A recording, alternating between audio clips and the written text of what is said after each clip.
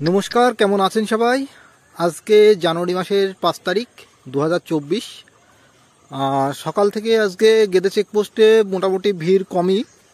Out বলেন in বলেন দুই দিকেই মানুষজনের ভিড় একটু কম, যেহেতু আপনাদের দেশে ইলেকশন কিছুদিন পরেই 7 তারিখে, মানে আজ থেকে 2 দিন পরেই ইলেকশন। সেই কারণেই যতদূর মনে হচ্ছে যে মানুষজন একটু কমই আসছে আপাতত। আজকে ধরুন এইমাত্র এখন বাজে আপনার 2:30,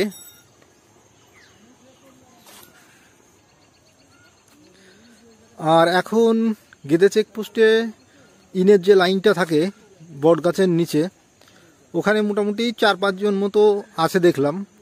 আর এইদিকে আপনার ইনের সাইডে, যেদিকে বাংলাদেশ থেকে আসে রেল লাইনের সাইডে যে লাইনটা হয়, ওটা আপনার ওখানেও এখন 4-5 জন মতো দাঁড়িয়ে আছেন। ভিড় নেই বললেই চলে। মোটামুটি এমনিতেই বিকালের দিকে একটু ভিড় কম থাকে গেদে চেকপোস্টে। আর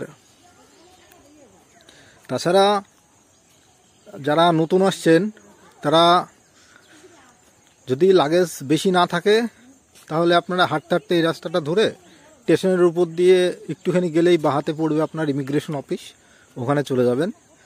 আর যদি লাগেজ বেশি থাকে তো আমাদের ওখানে ওই রেলগেটের ওখানে আপনার টুকটুকি ভাড়া পাওয়া যায়, মোটামুটি 30 টাকা করে নেয়, বাংলা 30।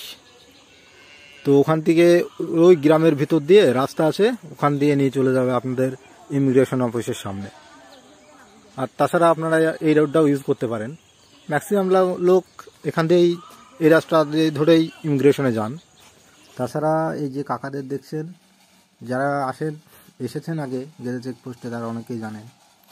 আর যারা নতুন আসেন অনেকে এনাদেরকে বিশ্বাস করতে চায় না, প্রথমে লাগেজ এনাদের কাছে দিতেও ভয় পায় অনেকে।